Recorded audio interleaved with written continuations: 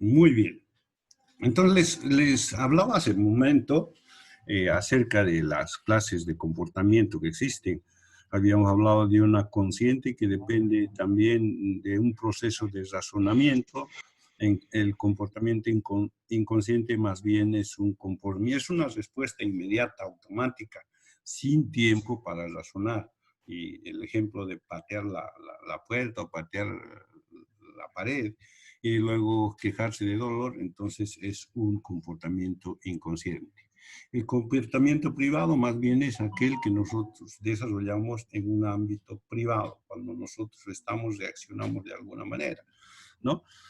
Solos, sobre todo las damas, cuando tienen alguna situación, van, se encierran en su cuarto y tienen un comportamiento privado. El comportamiento público es aquel que desarrollamos todos los días, cotidianamente, en el aula, en la calle, en el micro, en la casa. Entonces, es ese tipo de comportamiento también que entra en esta clasificación. Hasta aquí hemos visto todo lo que se refiere al tema de comportamiento y educación. Ahora tenemos que ver otra parte de la educación pública, de la educación para la salud pública, que es la educación sanitaria. La educación sanitaria, que más bien será lo mismo que educación para la salud.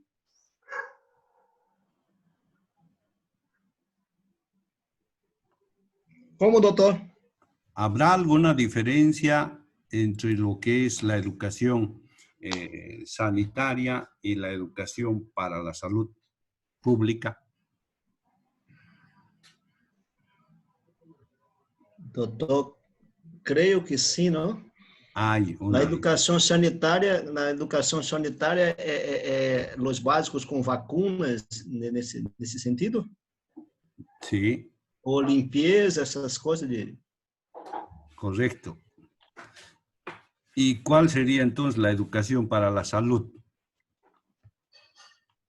Educação para a saúde são os informes, não? Em relação a conhecimento de proteção, em relação à contaminação, não? Tipo como nós estamos com o coronavírus, não? A ver. Estão interligadas, não?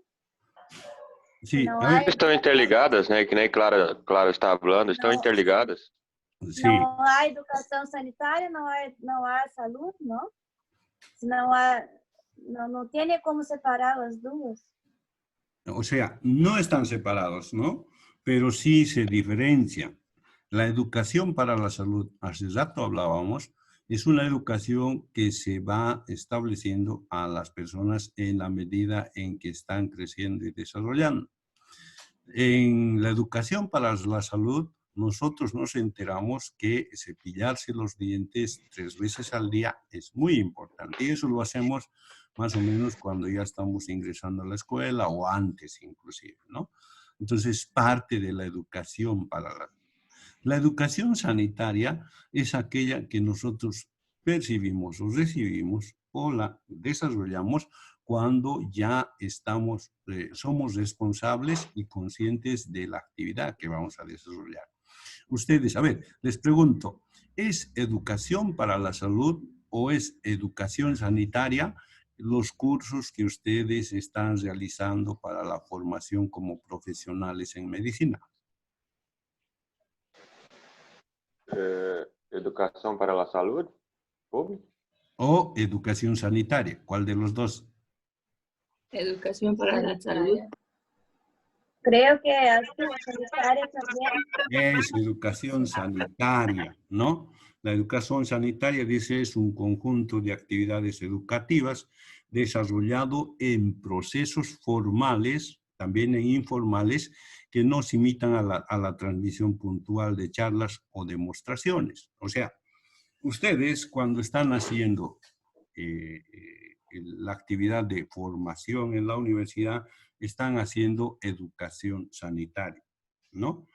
Están adquiriendo conocimientos en forma o en un sistema formal que va a tener un resultado o la consecución de un objetivo que va a ser el título profesional que les va a permitir trabajar como médicos, ¿no?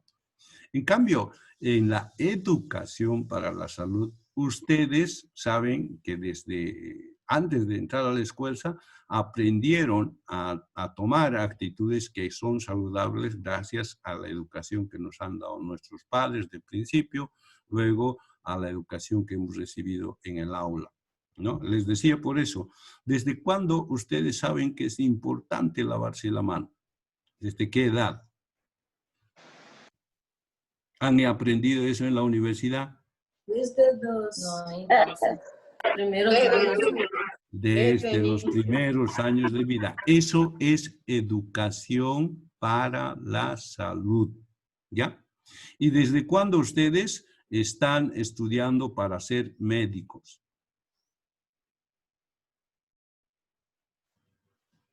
Un año. Desde que han entrado a la universidad, ¿no? Eso es educación sanitaria. Entonces, hay diferencia. Por ejemplo, ¿qué es educación sanitaria? Es cuando nos enseñan a nosotros, dice, si hay una lesión, una cortadura, una lesión cortopunzante a nivel del brazo y que haya provocado la lesión de una arteria o una vena importante, se va a producir una hemorragia. ¿Sí? Bueno, ¿qué hacemos en esa situación? Porque si le dejamos así, esa persona se va a morir. Tiene que contener el sangramiento, ¿no? ¿Qué hacemos normalmente? ¿Qué utilizamos para Y parar la hemorragia? tiene que limpiar la área para poder suturar, para poder volver a tener A contener la hemorragia. Sí. Hay una técnica que se llama torniquete. ¿Han escuchado hablar de eso?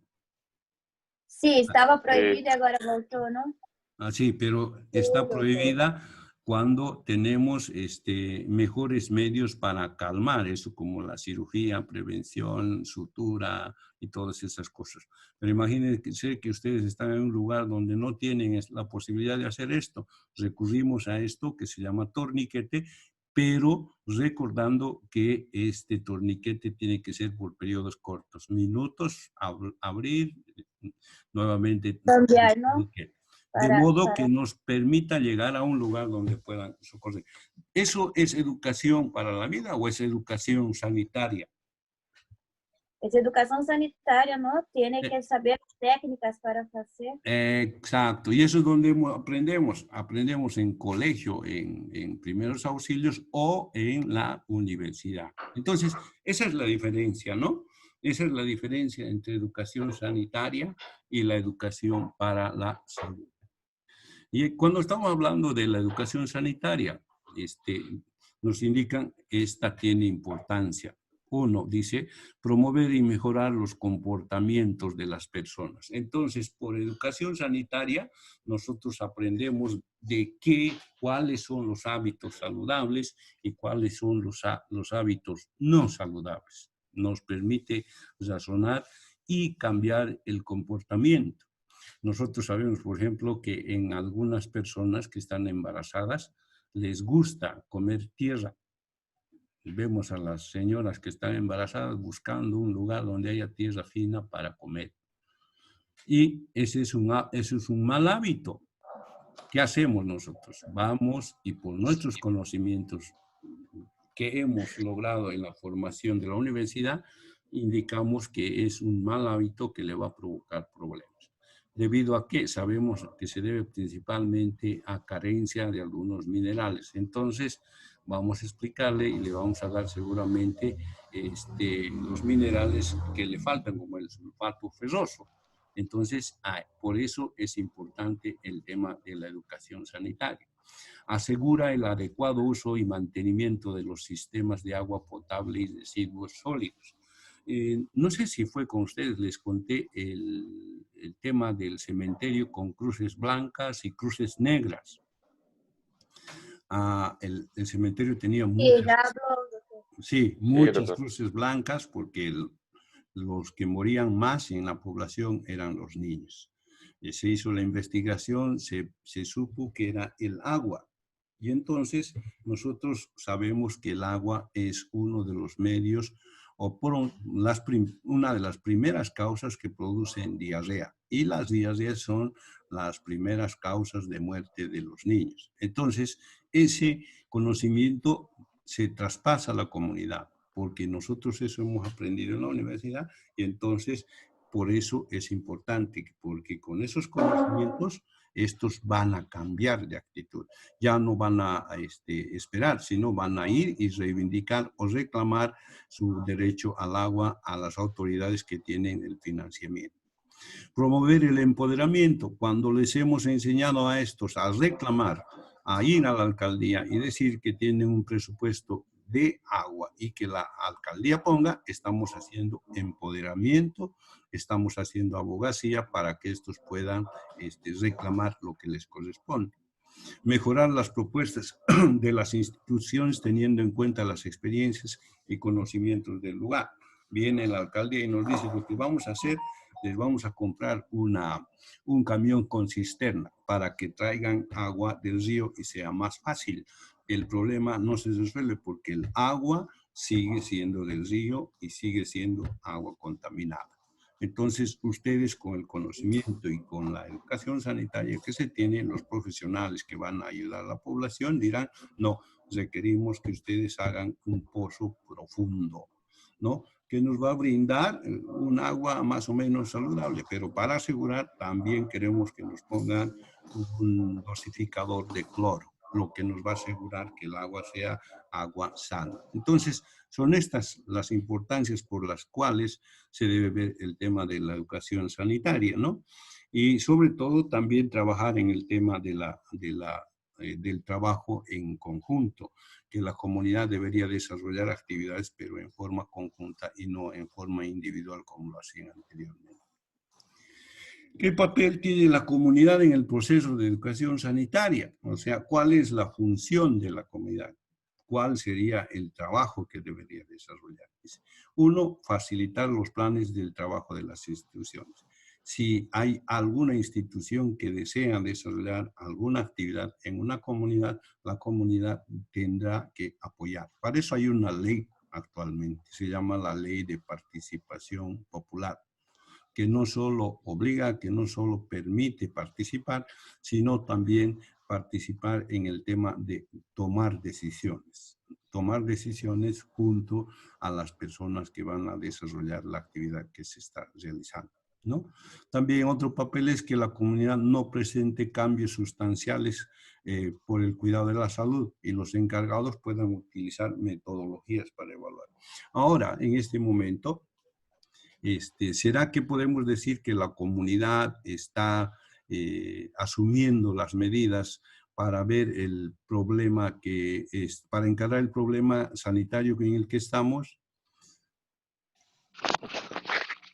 Muy poco, doctor. Muy poco, la respuesta es parcial. Y eso se debe no a que la población no quiera o que quiera molestar al gobierno o que quiere perjudicar a los médicos, no, sino porque ellos están actuando en razón a lo que conocen del virus, ¿no?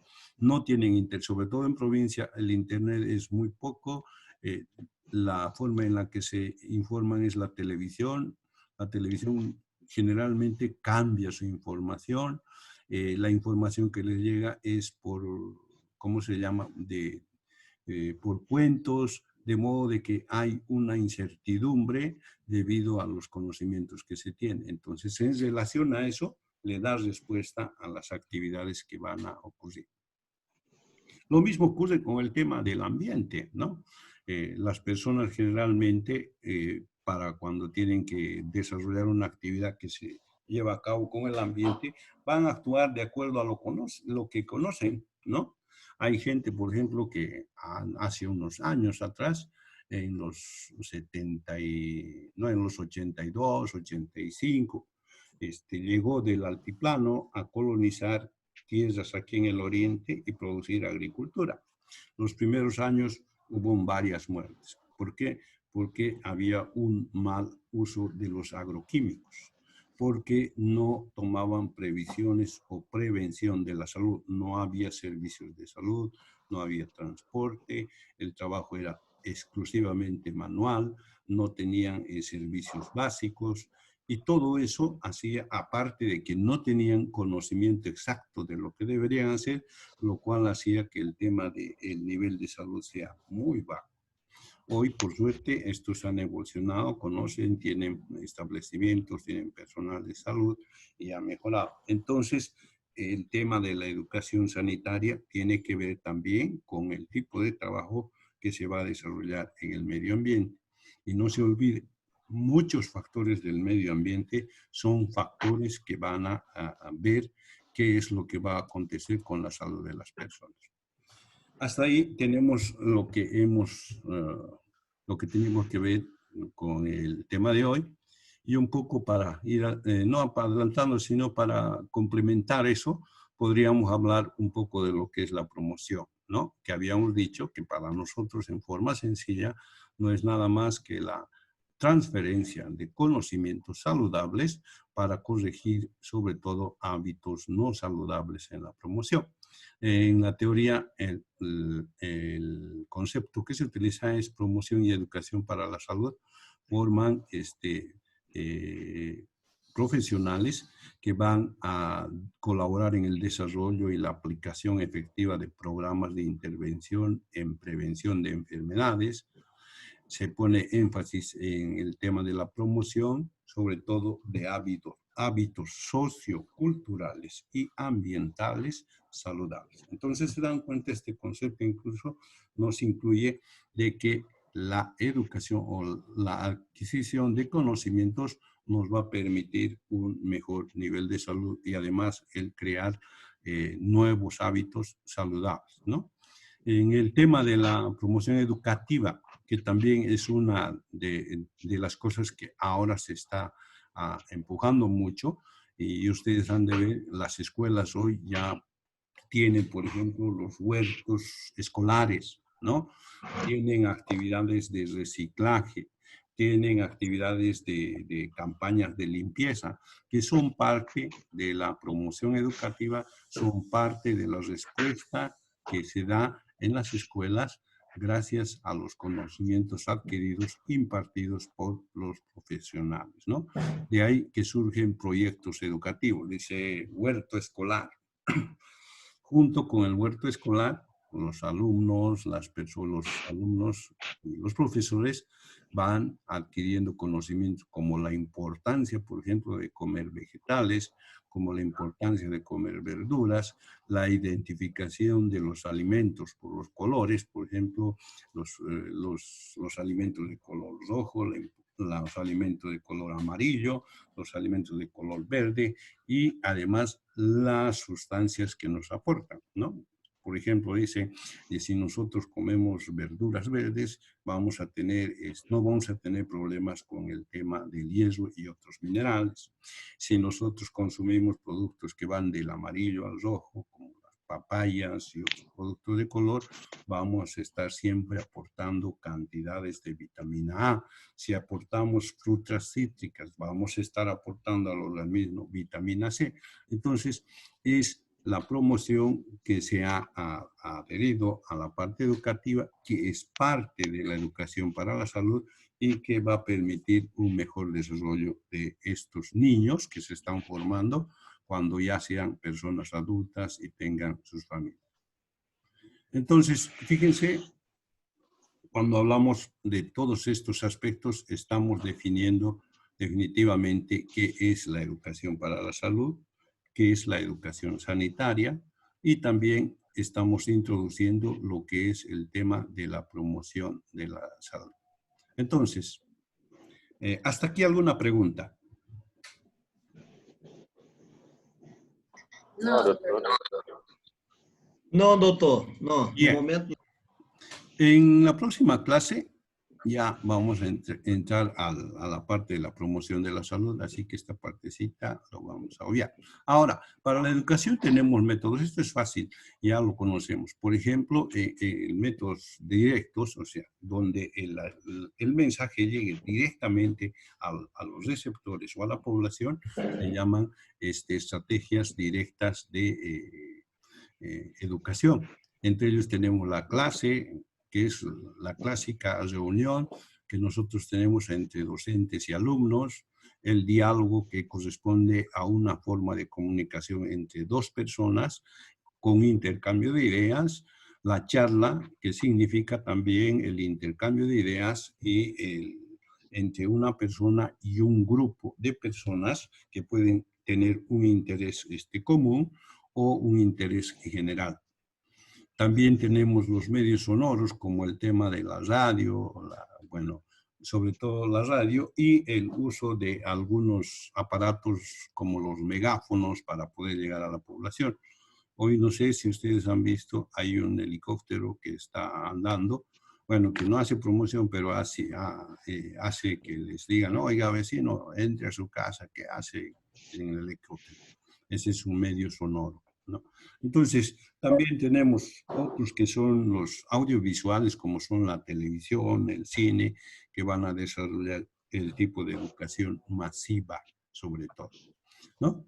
En los métodos visuales, podemos hablar de estos dos que hemos hablado, y también se agregan los métodos que se hacen visuales y visibles, entre los que podemos hablar los folletos, los carteles, los periódicos, y toda esa gama de instrumentos de capacitación o de transferencia de conocimientos que se utilizan en salud, ¿no?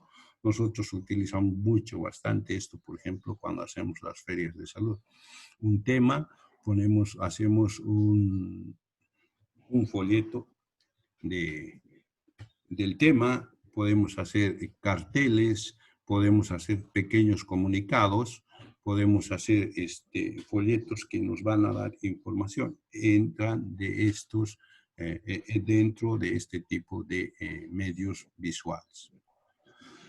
Bueno, eso es lo que teníamos que ver en el tema de hoy.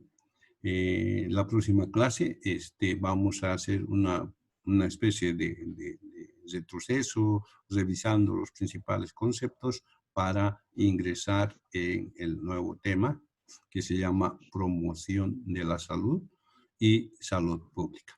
Hasta aquí, ¿alguna pregunta? No, doctor, está bien. Eu não, doutor. Bem explicada na aula. Bem explicada na clase. Muy Está bien. bien. Muy bien, entonces nos vamos a ver en la próxima clase, pero no antes de que se vayan. Quiero decirles que tenemos que tomar los recaudos, hay que cuidarnos y sobre todo cumplir con esas normas básicas de quedarnos en la casa, evitar salir. Y si lo hacemos, hay que tomar todas las medidas que son necesarias para evitar este problema. Porque imagínense que ya saben en el periódico, ¿no? Tantos, estos pertenecen a tal lugar. Y, bueno, va a tener sus consecuencias. Entonces, cuídense, jóvenes, señoritas también. Lo mismo lo voy a hacer yo junto con la familia con la que vivo acá. Y esperemos vernos en la próxima clase. Gracias, doctor. Que tengan buen día y Doctor, nos vemos. ¿va a enviar la diapositiva? Sí. Bom dia, doutor. Sí, hasta mediodía, por favor. Doctor. ¿Ya? Hasta Gracias, mediodía. doctor, que tenga una buena tarde. Ah, gracias. Hasta luego. Hasta luego, doctor. Gracias, doctor. Gracias. Gracias, doctor. Chao, doctor. Chao, doctor. Hasta luego.